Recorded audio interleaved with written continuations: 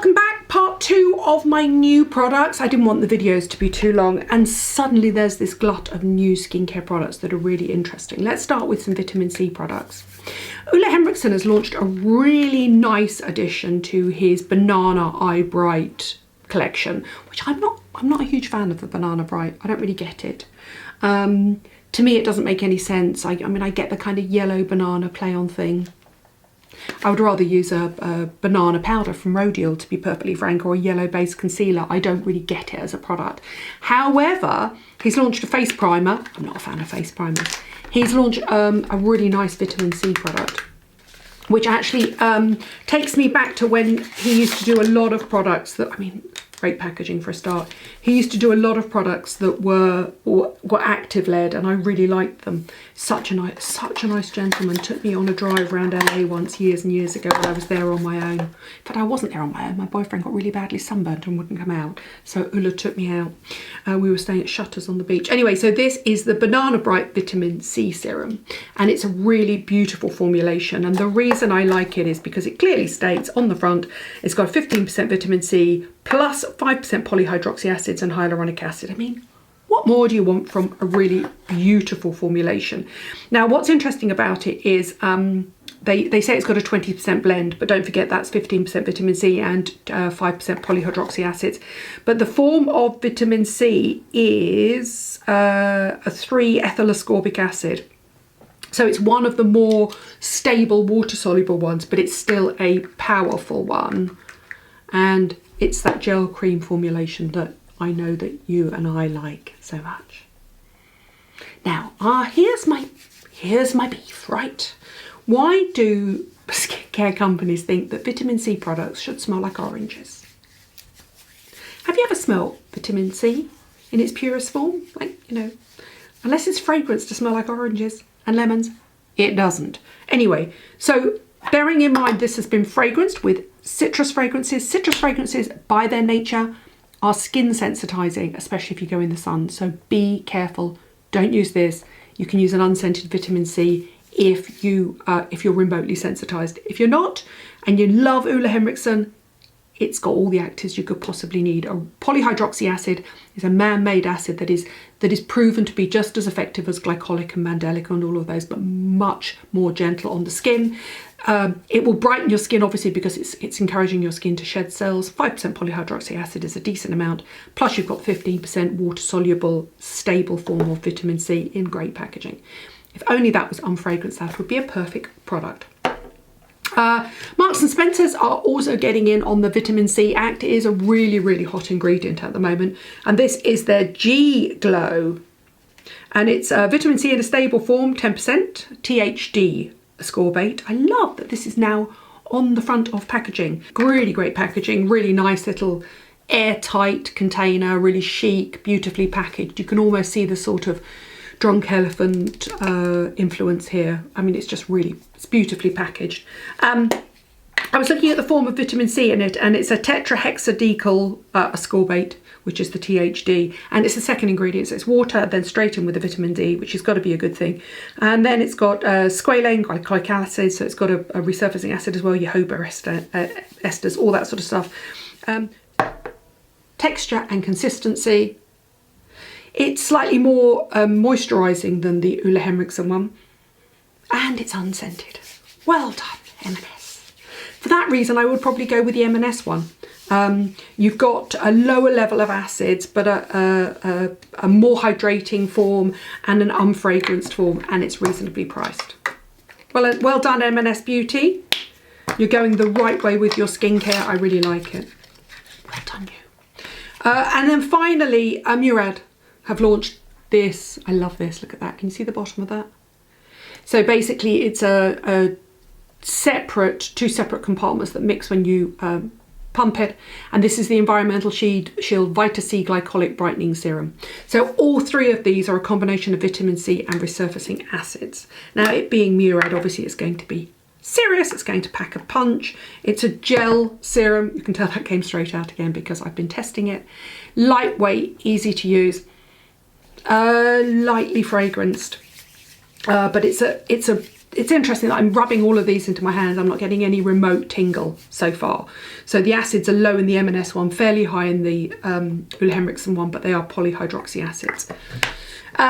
So I mean, all three of them I recommend. You've just got to find your way through whether you like fragrances or not in your product. So this is a dual phase formula. So they've kept the vitamin C and the acids, the glycolic, separate. It's been formulated to use day and night. It's lightweight, fairly easy to use. I mean, they haven't put a percentage on it, but it's a medium strength vitamin C. I think it's probably sitting at about 5 or 10%. I just think it's very interesting. It's having a moment. When everything lands on your desk and it's orange, you know that vitamin C is having a moment. I want to introduce you to two new brands that have come to my attention. Have you heard of TYPOLOGY? TYPOLOGY has just landed in the UK, and it's unbelievably chic packaging, and they're slightly schizophrenic in their nature, I think. I love the packaging. I think it's really chic. It's French. It's got really chic, sort of almost body care type product packaging. And this is their 1% salicylic acid purifying toner. They've got retinol here, a tiny little 0.3% retinol, which is in a dropper form, dark bottle. And it's one of those oils that I was talking about when you deliver the retinol, because it makes sense to deliver a vitamin A in a dry oil.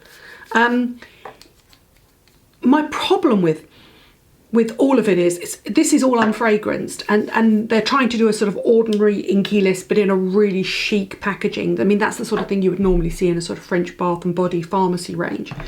The hand cream I mentioned in an Instagram video, and I absolutely love. That's the hand cream. It's really nice, just 10 ingredients there. So they're trying to do the sort of minimum ingredients, minimum packaging, super chic. Here's the, in fact, some of the packaging is so minimum, it's really hard to find out what it actually is. This has got nothing written on the outside of it. This is the face cream though, I already know that because I've opened it up and looked at it before. Yeah, so this is the 9 ingredients face moisturiser.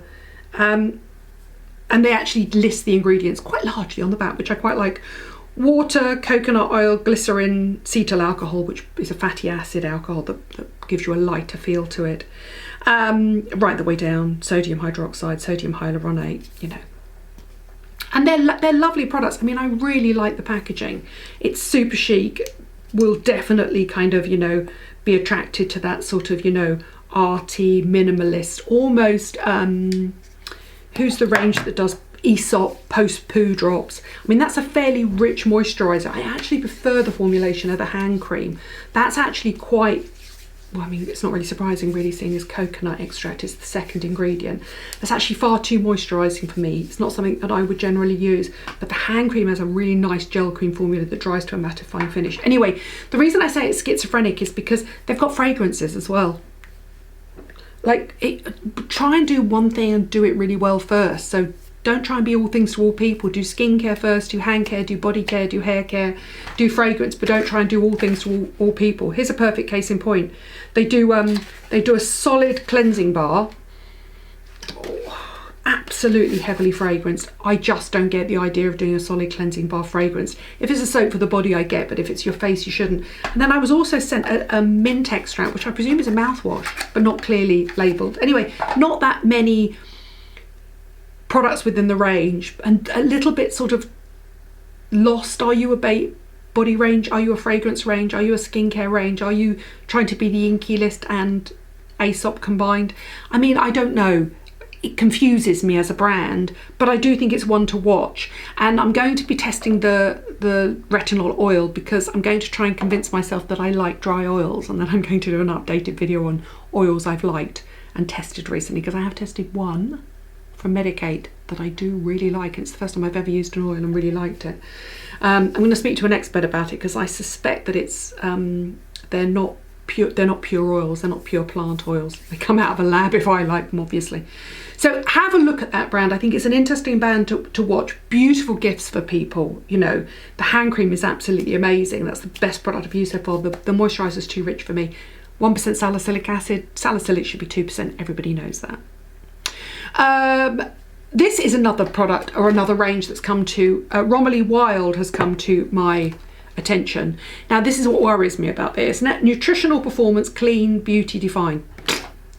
Clean beauty is nonsense. It means absolutely nothing. Nothing in beauty is dirty apart from your face or your hands or your body before you wash it. However, if you love an essential oil based cleansing balm, you're going to love this product. This is the Light and Energy.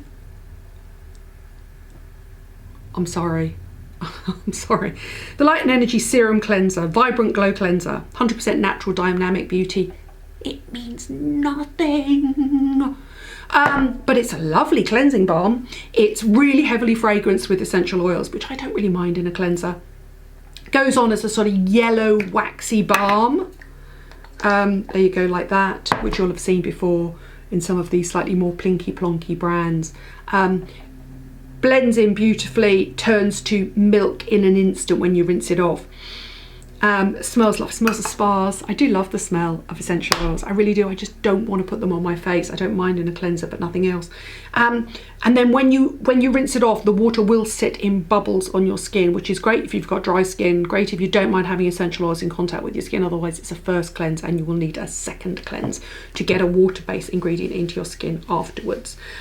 Interestingly enough, it left my skin beautifully hydrated. But actually, over time, I found, and then I think this is the thing with essential oils, over time I found that my skin just ended up just as dry as normal as using a sort of rinse off foaming gel cleanser. But it needs to be brought to your attention because it's new, and I know a lot of you love a cleansing balm oils in it, so there you go. It does smell heavenly. It really does. I mean, you know, if she did a body range, I'd be all over it. And then finally, I'm going to finish with something that technically could be makeup, technically could be skincare. It's a really nice one, and this is the new Max Factor Miracle Second Skin. I would be really boring and say it's a tinted moisturiser, but it's not really a tinted moisturiser. It's sitting somewhere between a soft focus, soft blur. It comes in 14 shades, by the way, but each of the shades covers quite a wide spectrum. So I am medium. And I saw Caroline Barnes do a launch where she used fair light around her eyes, medium over her face, and then I think she used tan as a contour, and it looked beautiful. This is the perfect thing if you don't, it's the skincare makeup hybrid if you just want to go out at the weekend. Sorry, I shouldn't have my glasses on. You just want to go out at the weekend, or if you're lucky enough to be blessed with beautiful skin, lucky you. You could use this with a little bit of concealer. You could use it just on your own at the weekend. It's the sort of equivalent of a NARS tinted moisturiser or a Laura Mercier tinted moisturiser, but it's $12.99 and it's 30ml as well. So it's a nice one to look out for. I think it's an interesting. So it has sort of coconut. I think it's got coconut milk extract and pre and probiotic complexes in it. So they're trying to work on so they're trying to give skincare benefits to makeup. It's a nice hybrid. It's a nice one if you're serious about your skincare. You want your makeup to have some skincare benefits, but you don't want to look heavily occluded and made up. Well done, Max Factor. I like it. By the way, I'm still loving the false lash effect. This is their Raven Black. My eyelash is beginning to grow because I'm using Rapid Lash. This was part 2 of my new products that have landed on my desk literally in the last 2 weeks, because I think finally we're coming out of lockdown and things are beginning to get exciting. What are you loving and using that's new and exciting, and what have you managed to get hold of in lockdown? Let me know. And is there anything new that's come out that you want me to review? Thanks for watching, thanks for subscribing, and I'll see you soon.